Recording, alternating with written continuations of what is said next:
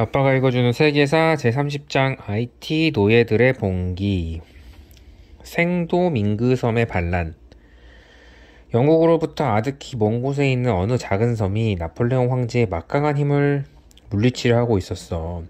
생도밍고라는 이름의 그 섬은 함대도 없고 제독도 없었지만 결국에는 프랑스로부터 독립을 이루어냈어.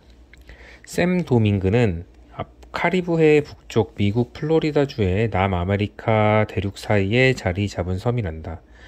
대략 100년 전부터 프랑스 사람들이 그 섬에 와서 살기 시작했어.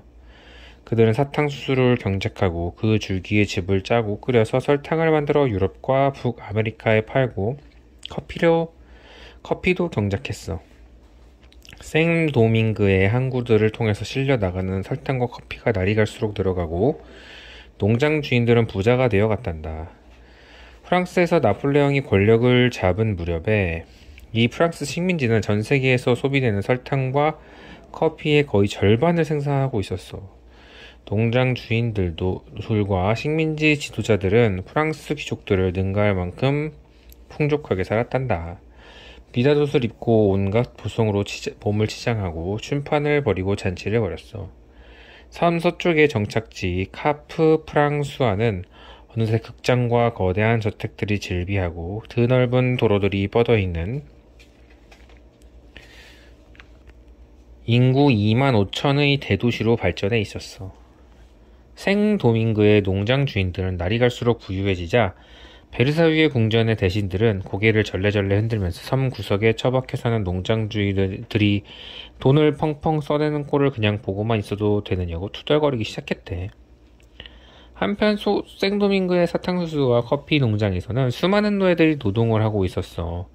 백인의 유럽 사람의 수는 고작 3만 6천 명이고 아프리카 출신의 노예 인구는 거의 50만 명이 되었어.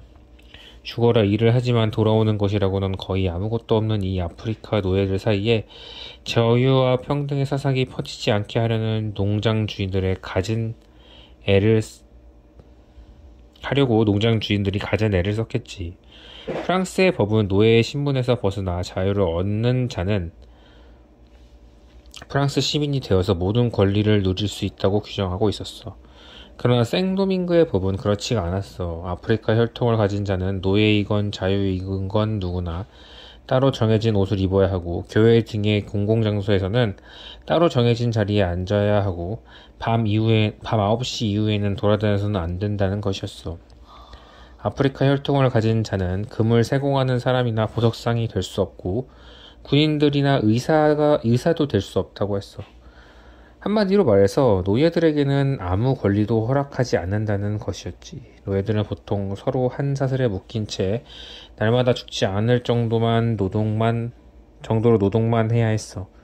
지치고 병들어서 죽고 넘어지는 사람들이 잇따라 나타나왔지만 아프리카로부터 언제든지 노예를 사올 수 있으니까 농장 주인들은 전혀 걱정하지 않았어. 아프리카에서 팔려온 노예들이 자신들의 처지를 위로하는 방법은 딱 한 가지뿐이었어. 이따금 한자리에 모여서 아프리카의 길고 오래된 관습들을 지키고 그들의 성직자들이 맡아서 집행하는 종교의식에서 설교를 듣는 것이었지. 노예들이 모여서 종교의식을 치르는 것을 지켜본 농장 주인들은 그들이 그저 춤이나 추고 노래나 부르는 줄만 알았단다. 그러나 그렇지가 않았어. 노예들은 춤을 추고 노예를 부르면서 속박으로부터 해방된 프랑스와 미국의 혁명에 관해서 성직자들이 들려주는 이야기에 귀를 기울였던 것이야.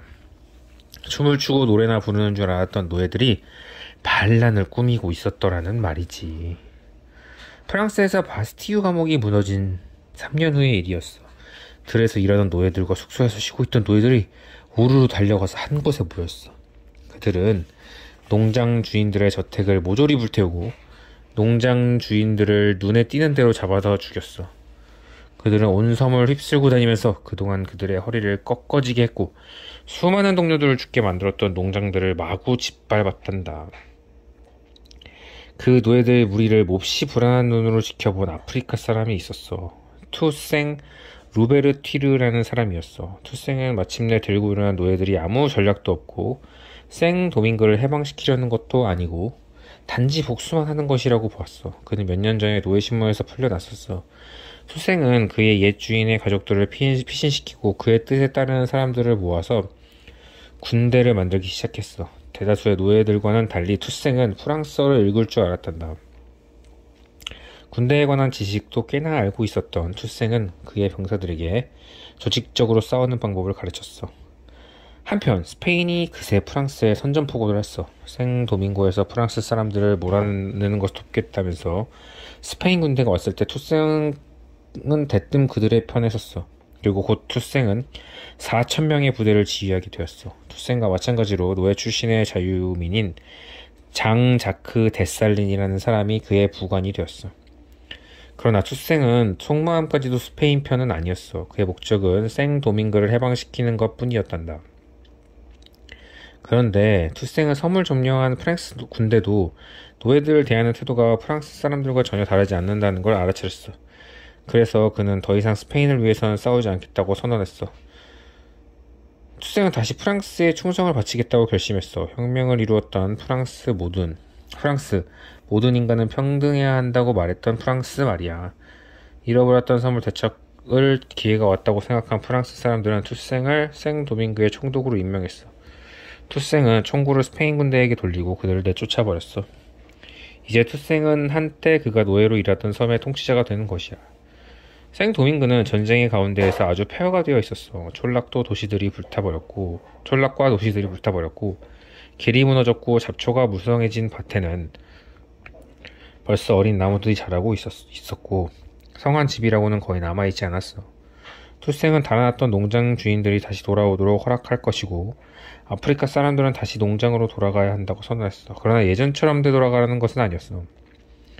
농장 주인들과 아프리카 사람들이 나란히 들에서 일을 하게 될 것이고 소득은 똑같이 나누어가질 것이며 아프리카 사람이라고 해서 무턱대고 매질을 당하고 벌을 받는 일은 다시는 없을 것이라고 선언했어. 생도밍그는 다시 천천히 설탕과 커피를 생산해내기 시작했어. 그런데 투생은 자기가 충실한 프랑스 국민의 한 사람이라고 주장했지만 나폴레옹은 그의 충성을 받아들이지 않았단다. 프랑스 황제는 아프리카 사람들을 싫어했어. 나폴레옹은 한때 프랑스의 돈주머니에 돈을 펑펑 쏟아부어주던 그 섬을 아프리카 출신인 자에게 맡겨준다는 것이 싫었던가 봐. 그래서 나폴레옹은 생도밍그를 다시 정복하려고 2만 명의 군대를 보냈어. 나폴레옹은 자기의 매제인 샤를 레클레르를 군대 사령관으로 임명했어. 레클레르의 군대가 섬에 상륙했어. 투생의 군대가 맞서 싸워서 수천 명의 프랑스 병사들을 죽였어. 그러나 투생은 아무리 해봤자 그의 군대로는 막강한 프랑스 군대를 이길 수 없다는 것을 이내 깨달았어. 때마침 레클레르가 항복을 권유해왔어. 항복하면 선의 거치권은 데살린에게 넘겨주고 그는 농장에서 조용하게 살게 해주겠다는 말이었어. 투생은 그 말을 믿고 항복했어. 그런데 레클레르는 약속을 지키지 않았어. 레클레르는 농장이나 하나 차지하고 조용히 살게 해주겠다는 약속을 언제 했냐는 듯이 투생을 냉큼 체포해버렸단다. 생도밍고의 해방자 투생은 프랑스 알프스의 어느 추운 감옥으로 끌려갔어. 투생은 그곳에서 1년도 채 못 남긴 채 죽었단다. 생도밍고의 노예들은 레클레르가 다음엔 또 무슨 짓을 할 것인지 숨을 죽이고 기다려야 했어. 나폴레옹이 이미 레클레르에게 주민들 모두를 다시 노예로 돌려보내라는 명령을 내렸다는 사실을 노예들이 알 턱이 없었어. 그러나 하늘이 무심하지는 않았던가 봐. 몹시 무더운 6월의 어느 날 아침에 레클레르가 아침을 다 먹고 막 숟가락을 놓으려고 할 때 부관이 허둥거리며 뛰어들어왔어. 부관이 가쁘게 숨을 몰아쉬며 말했어. 장군님, 큰일 났습니다.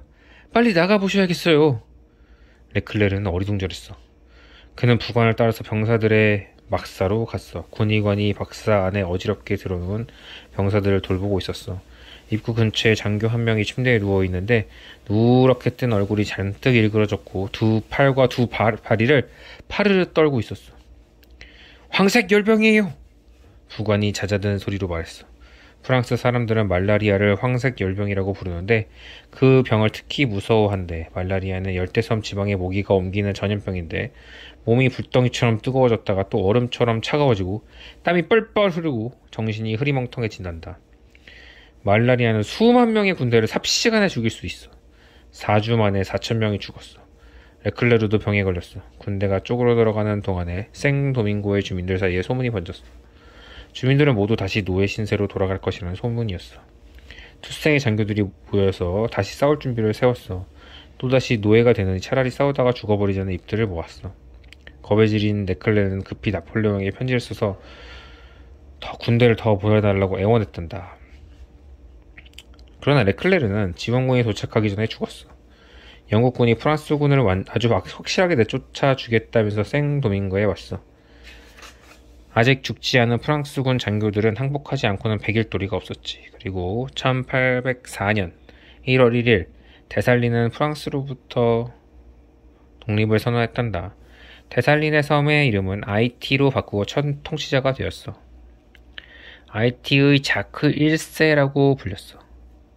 그는 프랑스 국기를 끌어내려서 한가운데에 흰색 띠를 찢어버렸어. 프랑스의 국기의 3가지 색깔 중에서 흰색은 프랑스의 국왕을 상징하는 색깔이야. 그래서 데살린은 아이티의 깃발에는 흰색을 영영 없애버렸어. 이제 이 새로운 나라에서는 빨간과 파랑으로 이루어진 국기가 펄럭이게 되었어.